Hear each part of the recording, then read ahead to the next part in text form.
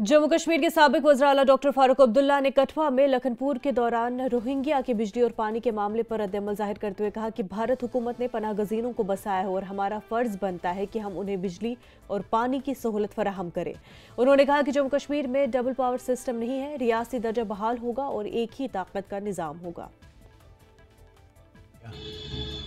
वो government of India ने यहाँ पे रेफ्यूजीज भेजे हैं, हमने नहीं लाया, उन्होंने यहाँ बसाया है और हमारा फ़र्ज़ है जब तक वो यहाँ हमारे पास हैं, रेफ्यूजीज़ हैं, उनको पानी और बिजली देनी चाहिए। बांग्लादेश को लेकर काफ़ी प्रोटेस्ट है और सड़कों पर है, उस पर आपका क्या कहना है?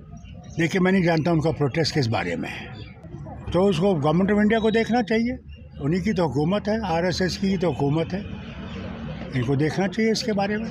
जम्मू कश्मीर में कहा जा रहा है जब से मशीन आई तब से सवाल है, इसको उनको देखना पड़ेगा और सही करना पड़ेगा कि लोग आराम से इस भरोसे से वोट दें कि इसमें कोई ख़राबी नहीं है। इसलिए इनको काम करना पड़ेगा कि लोगों को भरोसा पैदा करें। अगर जंगल नहीं बचेंगे तो बारिश कहाँ से आएगी, बहुत ज़रूरी है। हमारे यहाँ एक बहुत बड़े थे, वो कहते थे जंगल होगा तो ज़िंदगी होगी, जंगल नहीं होगा। जम्मू में शिव